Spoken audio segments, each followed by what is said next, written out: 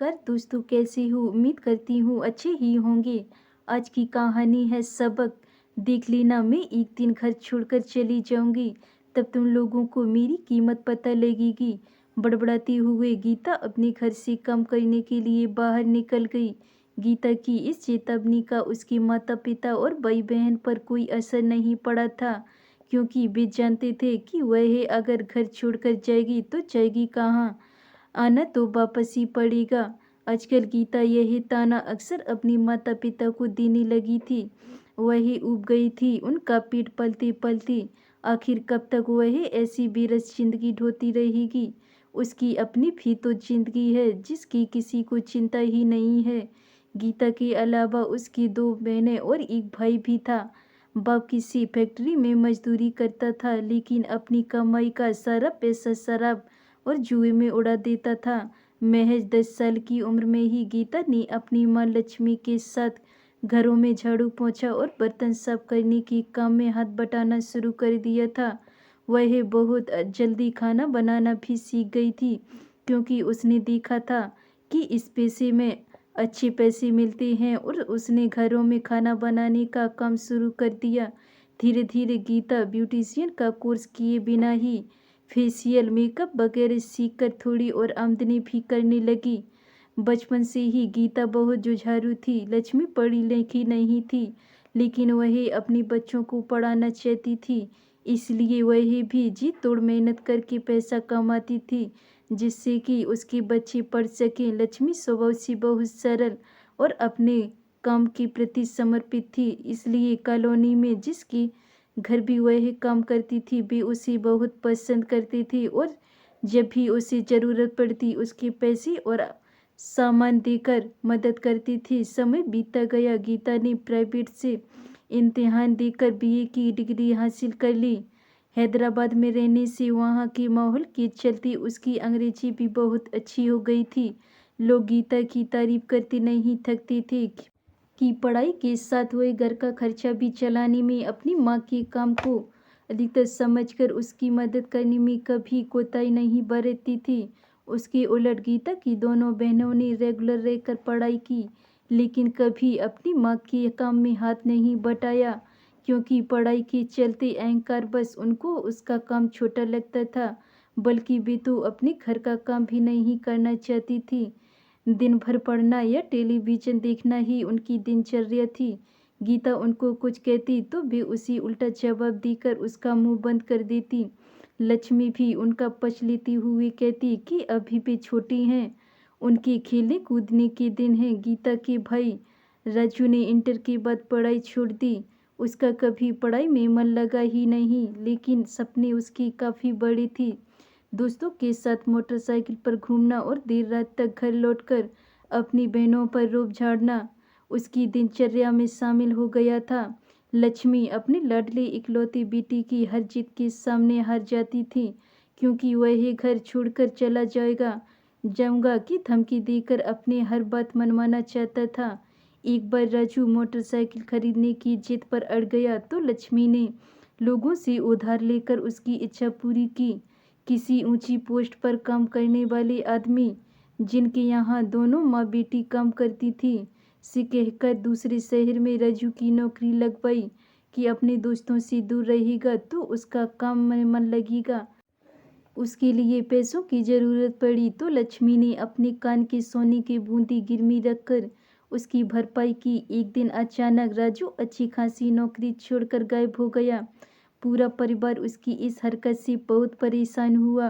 कुछ महीने बाद पता चला कि राजू तो एक लड़की से शादी करके उसके साथ इसी शहर में रह रहा है।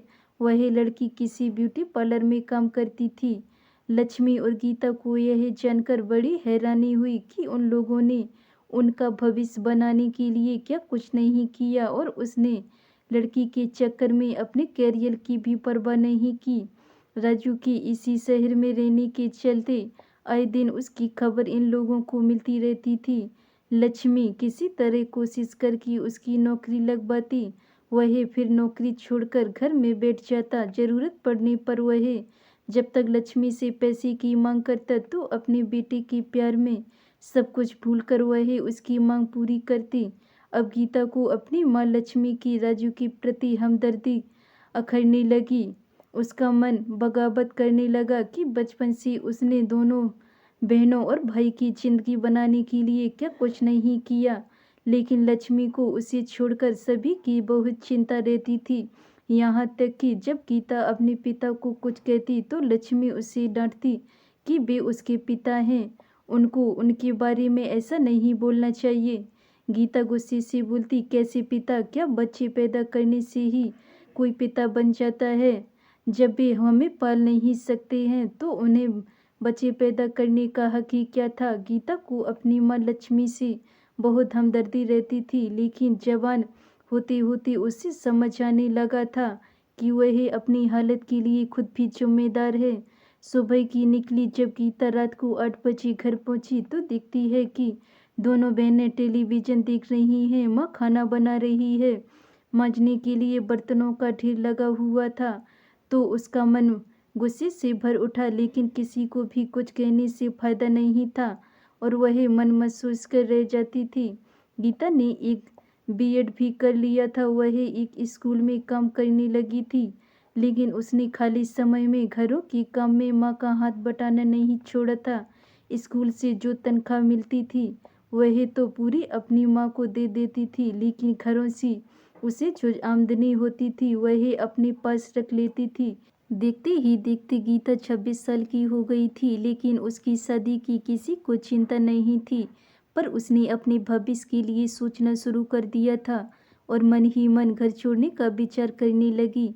ऐसा करके वह उन सबको सबक सिखाना चाहती थी। गीता ने अब तक बात बात पर कहना शुरू कर दिया था कि वह घर छोड़कर चली जाएगी, लेकिन वे लोग उसकी इस बात को कभी गंभीरता से नहीं लेते थे, क्योंकि उन्हें उम्मीद ही नहीं थी कि वह कभी ऐसा कदम भी उठा सकती है।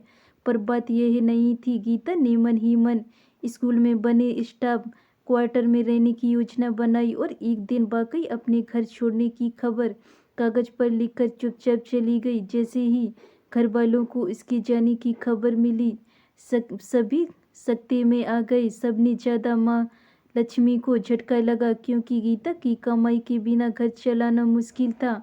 माँ के हाथ पैर फूल गए थे। एक हफ्ता बीत गया, लेकिन गीता घर नहीं आई।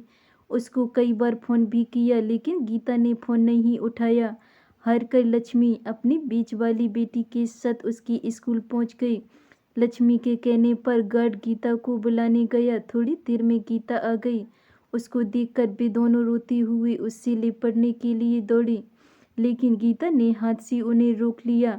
इसके पहले ही लक्ष्मी कुछ कहती, गीता बोली, मुझे पता है तुम्हें मेरी नहीं बल्कि मेरे पैसों की ज़रूरत है। मैं उस घर में तभी कदम रखूंगी जब वहाँ मेरे पैसे की नहीं मेरी कद्र होगी। तुम सभी के मेरे जैसे दो हाथ हैं, इसलिए मेरी तरह तुम सभी मेहनत करके अपने खर्चे चला सकते हो। तभी तुम्हें पता चलेगा कि पैसा कितना मेहनत से कमाया जाता है। अब मुझसे किसी तरह की उम्मीद मत रखना। अब मैं सिर्फ अपने लिए जीऊँगी। मुझसे कभी दोबारा मिलने की कोशिश भी नहीं करना। और इतना कहकर वह वहाँ से तुरंत लौट गई। अपनी बेटी की दो टूक बात सुनकर माँ लक्ष्मी हैरान रह गई। वह उसकी इस रूप की कल्पना भी नहीं कर सकती थी। उसे याद आया जब डॉक्टर ने लक्ष्मी के लिए ब्रेस्ट कैंसर का शक जाहिर किया था, तब गीता छिप छिप कर कितना रोती थी। उसके साथ डॉक्टरों के चक्कर भी लगाने जाती थी, और जब शक बेवजह का निकला तो खुशी के आंसू उसकी आंखों से बह निकली थी। और आज वही इतनी कठोर कैसे हो गई? लक्ष्मी वहीं थोड़ी देर के लिए सिर पकड़कर बैठ गई। लक्ष्मी ने अपनी सभी बच्चों को बचपन से ही मेहनत करना सिखाया होता और पैसे की अहमियत बताई होती तो गीता को ना अपना घर छोड़ना पड़ता और ना लक्ष्मी के ऊपर मुसीबतों का पहाड़ टूटता।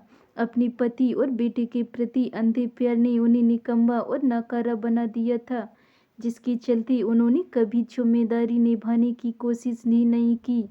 उनको मुफ्त के पैसे देने की आदत पड़ गई थी।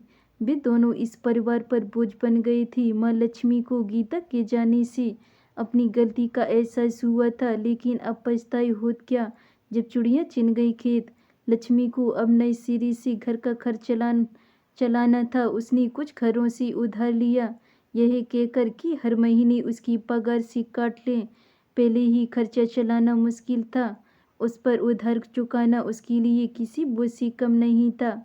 पति और बेटे से तो उम्मीद लगाना ही बेकार था, लेकिन बीच वाली बेटी ने किसी दुकान में नौकरी कर ली और छोटी बेटी ने अपनी पढ़ाई के साथ माँ के साथ घरों के काम में हाथ बटाना शुरू कर दिया। लेकिन उनको अपने खर्चों में भारी कटौती करनी पड़ी।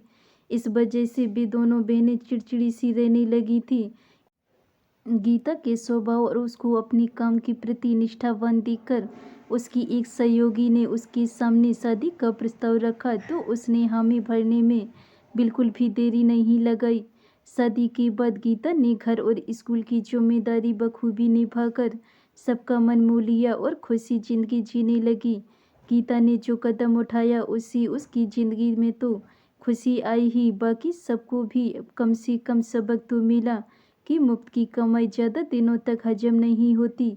हो सकता है कि भविष्य में लक्ष्मी का परिवार एकजुट हो जाए, जिससे उन्हें गरीबी के दलदल से बाहर निकलने का रास्ता मिल जाए।